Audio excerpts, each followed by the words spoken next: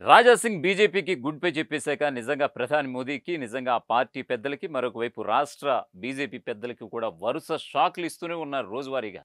ఇప్పుడు parliament sessions ఒకవైపు కొనసాగుతుండగా ప్రధాని మోదీని హెచ్చరించినటువంటి సందర్భం అయితే కనిపిస్తోంది. అయితే ఆయన ఏ విషయంలో హెచ్చరించారు అనేటువంటి సందర్భాన్ని ఇప్పుడు ప్రత్యేకంగా చెప్పాల్సిన విషయంకొస్తే గనక తనది హైదరాబాద్ పార్లమెంట్ పరిధిలో కాబట్టి ఖచ్చితంగా ఎంఐఎం ఉన్నటువంటి ఈ స్థానంలో ఎంపీగా ఉన్నటువంటి ఆ స్థానంలో ఖచ్చితంగా ఇక్కడ ఉన్నటువంటి ముస్లిం మైనార్టీలు ఎక్కువగా ఉన్నటువంటి తన ప్రాంతంలో లవ్ జిహాదీ పేరుతో ఎక్కువగా హిందువుల్ని ముస్లింలుగా కన్వర్ట్ చేస్తున్నారంటూ ఒక ఆందోళన వ్యక్తం చేశారు.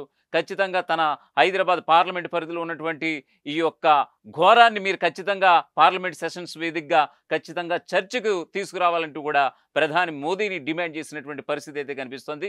మరొకవైపు లవ్ జిహాదీ చేసినటువంటి ఎవరైతే వ్యక్తులు ఉన్నారో వాళ్ళు ఖచ్చితంగా అంటే హిందువుల్ని ముస్లిం కుటుంబాలుగా మార్చివేయాలన్నటువంటి ఒక దురాలోచనలతో ఎవరైతే ఉన్నారో, ఎవరైతే తెర వెనుక దీనికి చేస్తున్నారో ఖచ్చితంగా వాళ్ళని ఉరితీసేలాగా కూడా ఖచ్చితంగా పార్లమెంట్‌లో ఒక చట్టం తేవాలంటూ కూడా రాజా సింగ్ ప్రధాని మోదీని ఉద్దేశించి బీజేపీ హైకమాండ్‌కి నిజంగా సవాల్ విసిరినట్టు పరిస్థితి అయితే కనిపిస్తోంది. సో, నిజంగా ఆయన గత నెల 30న బీజేపీకి రాజీనామా చేసినటువంటి విషయం తెలిసిందే. కిషన్ రెడ్డికి వ్యతిరేకంగా ఆయన ఎన్నో మాటలంటూ కూడా ఆయన పార్టీలో నిలబడలేక, పార్టీలో ఉండలేక ఆయనకు బీజేపీ నుంచి గుడ్ బై చెప్పేశారు. తద్వారా రాజీనామా లేఖని పార్టీ ప్రాథమిక సభ్యత్వానికి రాజీనామా చేసినటువంటి ఆయన రాజీనామాను సైతం బీజేపీ హైకమాండ్ ఆమోదించినటువంటి పరిస్థితి కనిపిస్తోంది.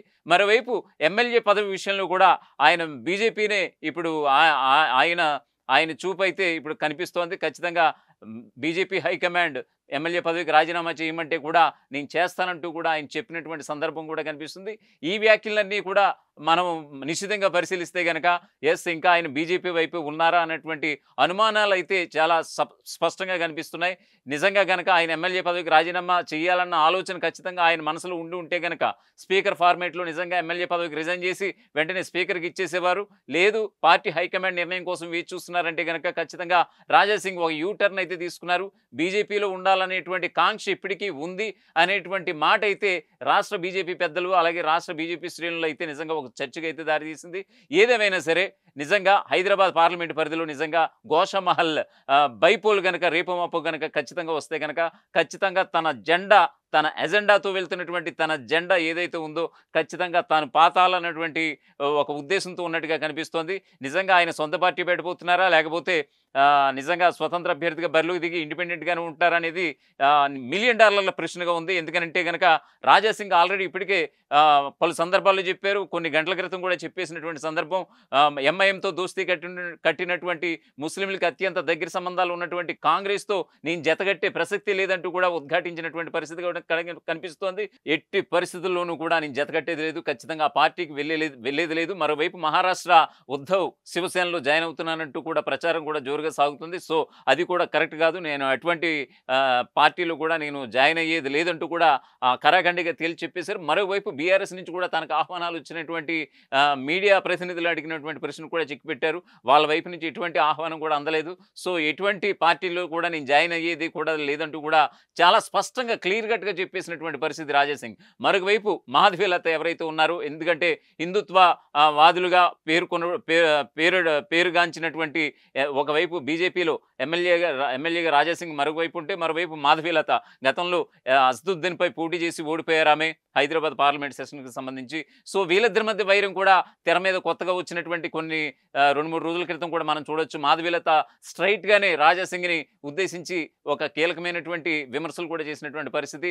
కార్పొరేట్‌గా ఉన్నటువంటి రాజా సింగ్‌ని ఈరోజు 3 సార్లు బీజేపీ టికెట్ ఇచ్చి గెలవడంతోనే కదా 3 సార్లు హ్యాట్రిక్ సాధించింది. అటువంటి బీజేపీని విమర్శించడం దేనికంటూ కూడా ఇప్పుడు రాజా సింగ్‌ని దుయ్యబట్టిన పరిస్థితి. మరొకవైపు రాజా సింగ్ కూడా గతంలో కూడా మాధవీలతపై ఖచ్చితమైనటువంటి కీలకమైనటువంటి కామెంట్స్ కూడా చేశారు. ఇంకెవరు మగవాళ్ళు ఎవరు కనిపించలేదా? అసదుద్దీన్‌పై పోటీకి ఒక ఆడామెను దింపారంటూ కూడా వ్యంగ్యాస్త్రాలు సంధించారు. సో, ఈ క్రమంలోనే మాధవీలత రాజా సింగ్‌పై ఇటువంటి కక్షపూరితమైనటువంటి వ్యాఖ్యలు చేశారనేటువంటి చాలా స్పష్టంగా అర్థమవుతోంది. ఏదేమైనా సరే ప్రధాని మోదీని అలాగే బీజేపీ హైకమాండ్ దృష్టిలో ఉంచుకుని ఈరోజు చేసినటువంటి ఒక కీలకమైనటువంటి కామెంట్స్ విషయానికి వస్తే గనక లవ్ జిహాదీ అనే పేరుతో నిజంగా ఆయన ఒక కాంట్రోవర్సీ స్టేట్మెంట్ చేశారని చెప్పుకోవాలి. ఎందుకంటే ఒకవైపు ఆల్రెడీ పార్లమెంట్ సమావేశాలు జరుగుతున్నాయి. ఖచ్చితంగా లవ్ జిహాదీ పేరుతో హైదరాబాద్ పార్లమెంట్ పరిధిలో ఎంఐఎం అని పేరు చెప్పలేదు గానీ ఆయన ఎక్కడ కూడా ఖచ్చితంగా ముస్లింలు లవ్ జిహాదీ పేరుతో తన యొక్క హైదరాబాద్ పార్లమెంట్ పరిధిలో హిందువుల కుటుంబాలని లవ్ జిహాదీ పేరుతో ముస్లింల కుటుంబాలుగా మార్చివేస్తున్నారు. ఇది ఖచ్చితంగా ఇది ఘోరమైనటువంటి చర్య. దీనికి బ్రేక్ పడాలి. ఖచ్చితంగా పార్లమెంట్ సెషన్స్లో ఖచ్చితంగా చర్చకు తెర తీయాలి. చర్చకు తెరలేపాలి. ఖచ్చితంగా మరొక వైపు లవ్ జిహాదీకి ఎవరైతే పాల్పడుతున్నారో ఈ దుర్మార్గులందరినీ నడి రోడ్డుపై ఉరి తీయాలంటూ కూడా ఆయన దీనికి సంబంధించి ఖచ్చితమైనటువంటి ఒక చట్టాన్ని కూడా తేవాలంటూ కూడా ఆయన ప్రధాని మోదీని ఉద్దేశించి ఆయన డిమాండ్ చేసినటువంటి పరిస్థితి కనిపిస్తోంది. మరొక వైపు అంటే ఆల్రెడీ ఇప్పటికే ఆయన రాజీనామా చేశారు బీజేపీకి అనుకున్నటువంటి తరుణాన నిజంగా ఆయన్ని బుజ్జగిస్తుంది బీజేపీ హైకమాండ్. ఢిల్లీ పిలిపిస్తుంది, అమిత్ షా రమ్మంటున్నారు, ప్రధాని మోదీ రమ్మంటున్నారు, జేపీ నడ్డా రమ్మంటున్నారు.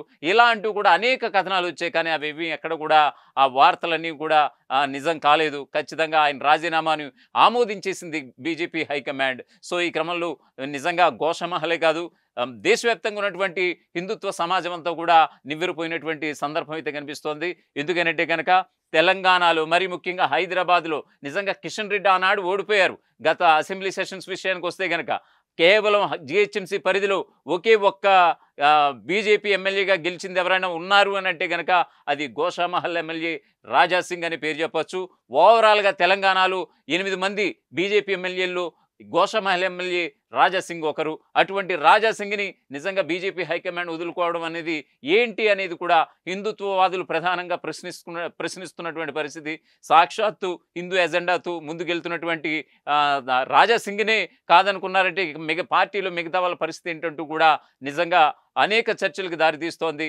వాటెవర్ ఎన్ని పక్కన పెడితే కనుక ఖచ్చితంగా తన రాజకీయ వ్యూహాలతోనే రాజాసింగ్ ఇప్పుడు ముందడుగు వేస్తున్నారు. ఖచ్చితంగా రేపమాపు బైపోలుస్తే కనుక ఖచ్చితంగా తన సొంత ఎజెండాతో అంటే సొంత పార్టీ ఆ టైంకి పెట్టినా పెట్టకపోయినా స్వతంత్ర అభ్యర్థిగా బరిలోకి దిగితే ఖచ్చితంగా గోషామహల్లో గెలిపే ఎజెండాగా తన వ్యూహాత్మక రచనలతో వ్యూహాత్మక ఎత్తుగళ్లతో నిజంగా ఆయన వెళ్తున్నారు రాజాసింగ్. ఖచ్చితంగా దీనికి ప్రధాని మోదీ కావచ్చు, బీజేపీ హైకమాండ్ కావచ్చు, ఇటు తెలంగాణ బీజేపీ కావచ్చు, ఖచ్చితంగా రేపటి రోజున గోషామహల్లో బైపోల్ గనక వస్తే గనక ఆ రిజల్ట్ ఎలా ఉంటుంది అనేది మాత్రం ఇప్పటికే చాలామంది స్పష్టం చేస్తున్నటువంటి పరిస్థితి.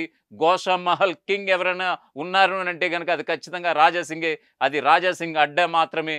సో ఈ క్రమంలో ఖచ్చితంగా ఆయన రాజకీయ వ్యూహాలు రచిస్తూనే ఈ లవ్ జిహాదీ అనే అంశాన్ని ఈ రోజు ఎత్తుకున్నారంటూ కూడా రాజకీయ విశ్లేషకులు సైతం పలు సందర్భాల్లో కూడా గుర్తు చేస్తున్నటువంటి పరిస్థితి కనిపిస్తోంది. అసలైన తొలి వెలుగు. ఫాలో వాట్సాప్ @తొలి వెలుగు అఫీషియల్.